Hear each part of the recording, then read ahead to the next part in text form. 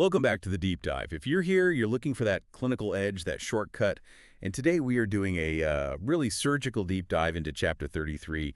We're tackling the pharmacotherapeutics of osteoporosis. Yeah, and it's more than just, weak bones. It's a progressive systemic issue. Absolutely. Managing it means getting comfortable with some pretty different drug classes. That's a perfect way to put it. Osteoporosis, fundamentally, it's decreased bone mass, right?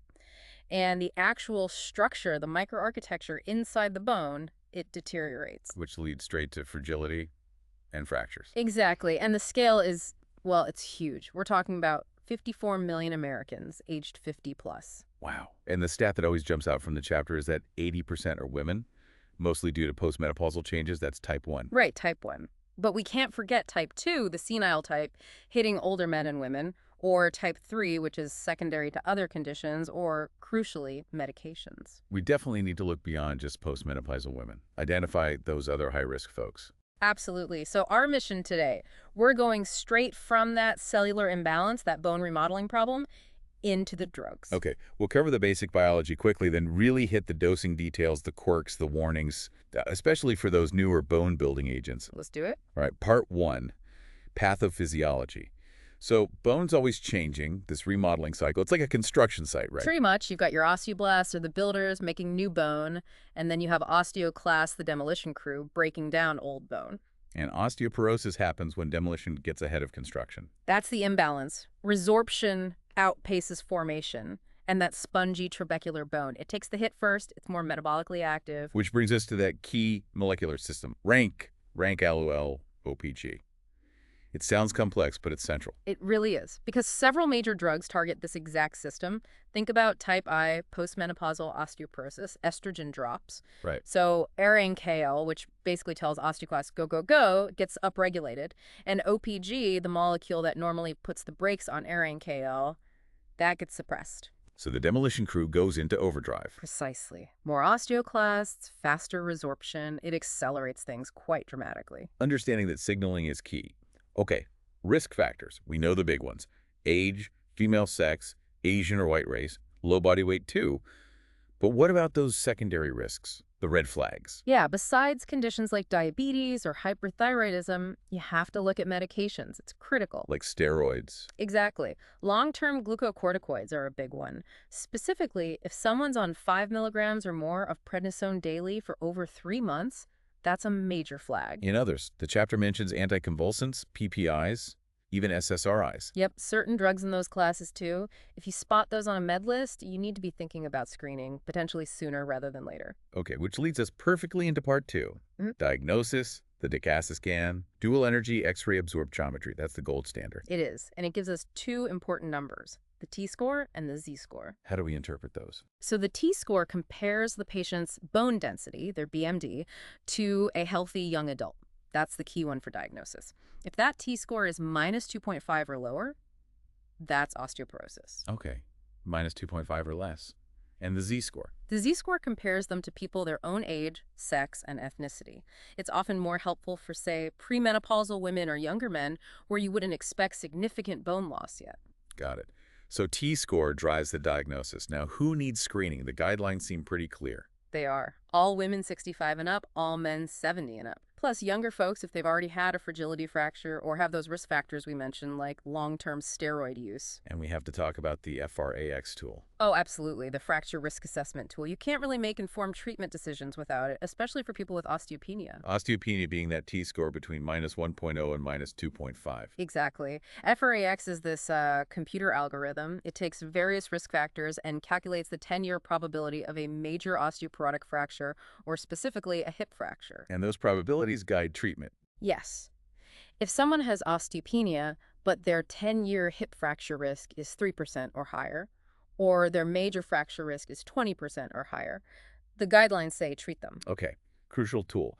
Now, before we get into the actual drugs, the foundation, calcium and vitamin D. Non-negotiable. You simply can't build effective therapy on a deficient foundation.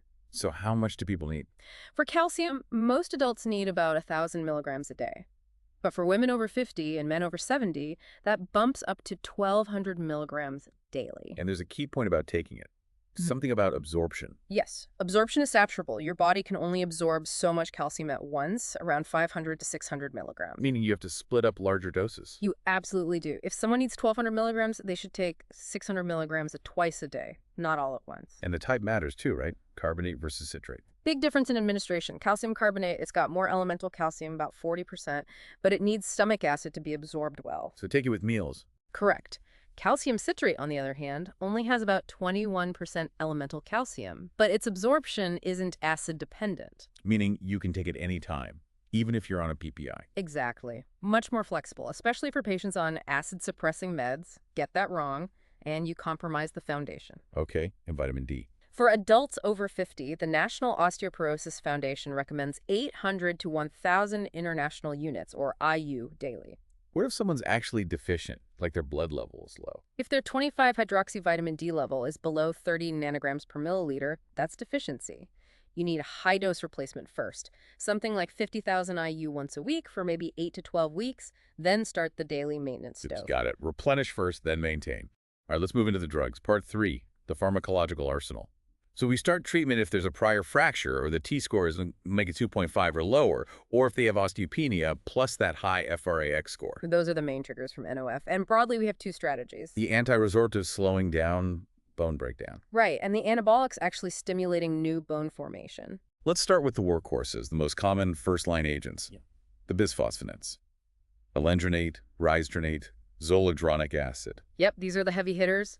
They work by inhibiting those osteoclasts, slowing down bone resorption. They actually get incorporated into the bone matrix. And they can improve BMD quite a bit. Yeah, typically 5 to 10% increase over 2 or 3 years. They're effective and usually the first choice. But the administration for the oral ones, it's notoriously tricky. What are the absolute must-know rules? Okay, 3 critical things for oral bisphosphonates like alendronate or risdronate.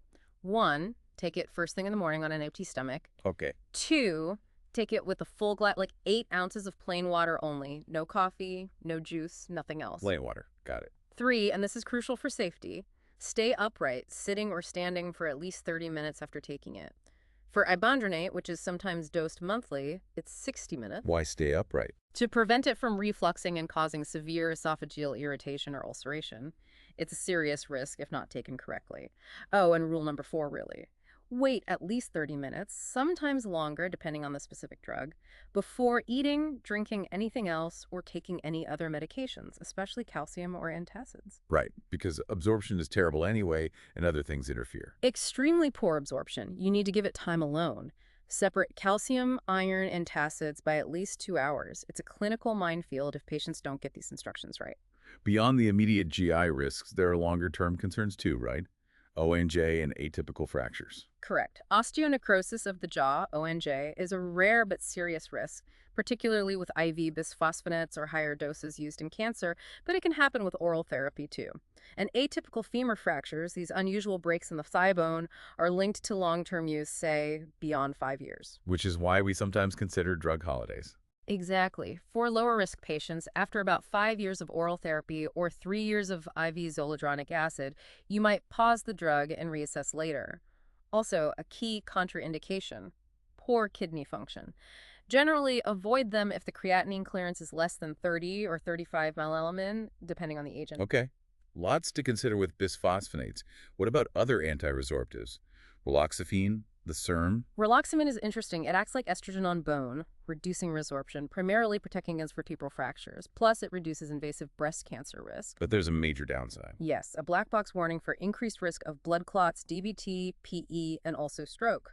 So you need to weigh that risk, and patients need to stop at 72 hours before any planned immobilization, like surgery or long travel. Okay. And calcitonin. It's mentioned usually as a nasal spray. Salmon calcitonin, yeah. Yeah. It directly inhibits osteoclasts. It's less potent than bisphosphonates, often used if others aren't tolerated, but there's a warning about a possible increased risk of malignancy with long-term use, which has limited its place in therapy. All right, let's switch gears to the anabolics. The bone builders. These are for more severe cases. Generally, yes, for patients at very high fracture risk, or those who continue to fracture despite being on an anti-resorptive or can't tolerate them. First up, the PTH analogs. Yeah. Teriparatide and abaloparatide. Right. So interestingly, continuous high levels of parathyroid hormone actually break down bone.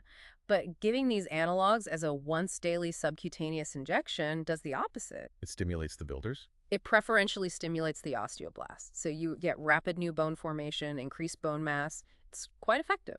What's the big safety flag here? The chapter mentions osteosarcoma. Yeah, that came from studies in rats that showed an increased risk of bone cancer, Hmm. osteosarcoma.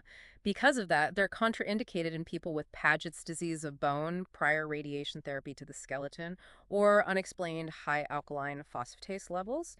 Use is typically limited to about 2 years lifetime. And there's another really critical point about stopping them. This is vital.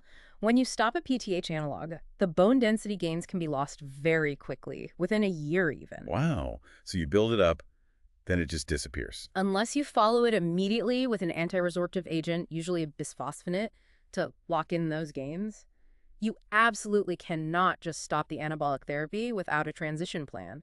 That needs serious patient education and follow-up. Okay. Critical transition needed. Now, the newest agent in the chapter, romosozumab, the sclerostin inhibitor. Romosozumab, yes, it's a monoclonal antibody. It works by inhibiting sclerostin, a protein that normally puts the brakes on bone formation. So inhibiting the inhibitor boosts formation. Exactly.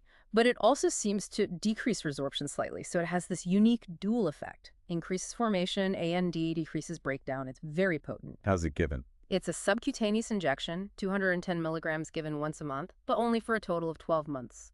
Treatment shouldn't go beyond 1 year. And like the others, it comes with a significant warning. Perhaps the most serious one. It does. It has a major black box warning regarding increased risk of cardiovascular events. Heart attack, MI, stroke, and cardiovascular death. That sounds really concerning. How do you use a drug like this? Very carefully. You absolutely cannot start it in anyone who's had an MI or stroke within the last year.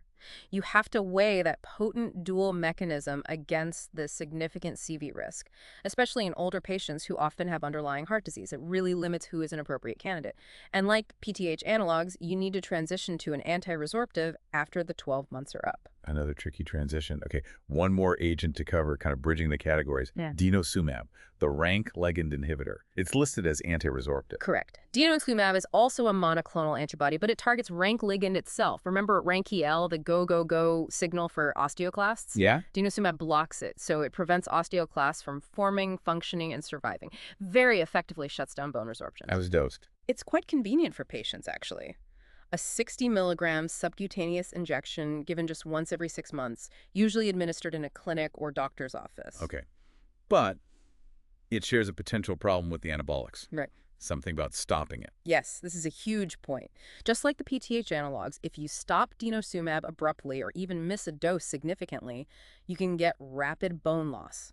Bone density can plummet, and there's a rebound increase in fracture risk. So same issue. You need a plan for what comes next if you stop it. Absolutely. You need to transition to another agent, often a bisphosphonate, to maintain the density gained with denosumab.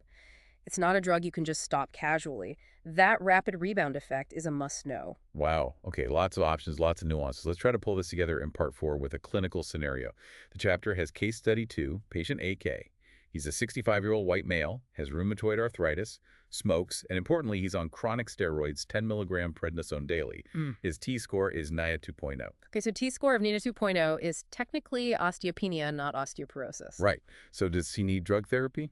Yes, absolutely. This highlights a critical point. Don't just look at the T-score in isolation.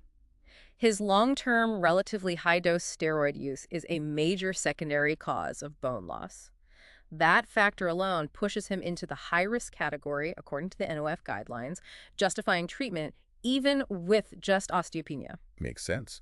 The chapter suggests risdronate, an oral bisphosphonate, as a good starting point, along with calcium and vitamin D, of course. That's a standard first-line approach, but if AK couldn't tolerate the oral bisphosphonate, maybe GI issues or difficulty with the administration rules, what are the alternatives? Well, the chapter suggests the 5-xylodranic acid once a year or denosumab injections every 6 months could be options. Good. And if we do start risdronate, what's the essential patient education for AK, especially considering he's probably on other meds for his RA? We'd have to really drill down on those administration rules. Take it first thing alone with only plain water. stay upright for the full 30 minutes, and critically, wait at least 2 hours before his calcium or any of his other morning RA meds. Yeah, messing that up means it won't work, and he risks esophageal problems. Adherence and correct administration are everything with oral bisphosphonates. Okay, finally, monitoring. We start the drug, check in with the patient on side effects and adherence every 3 to 6 months. When do we recheck the DEXA scan? Typically, rotate the DEXA every 2 years after starting therapy. And is there a specific site that shows changes best? Yes, the chapter points out that the lumbar spine BMD is often the most sensitive indicator of response to therapy. Trabecular bone, which is plentiful in the spine, turns over faster, so you'll usually see the positive effects of an anti-resorptive drug there first, within that 2-year time frame. You hope to see that 5 to 10% increase. That's a great clinical pearl.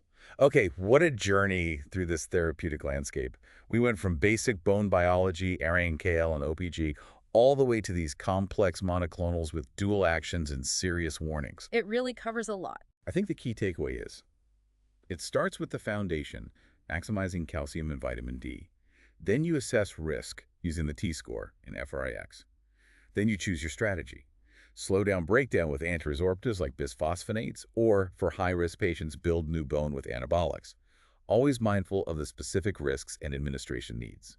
And maybe connecting it bigger picture, drugs are powerful, yes. But we can't forget things like fall prevention. For these high-risk patients, preventing falls is just as critical because a fracture means the therapy, in a sense, has failed. Yeah, that's a great point. Okay, here's a final provocative thought for you, the listener, based on the chapter. No osteoporosis drug therapy is meant to be indefinite. Especially after years of use, treatment needs to be reassessed annually. The idea of drug holidays, switching therapies, it's an ongoing management process. Definitely not set it and forget it. So this deep dive gave you, hopefully, a streamlined overview of osteoporosis pharmacotherapy based strictly on Chapter 33.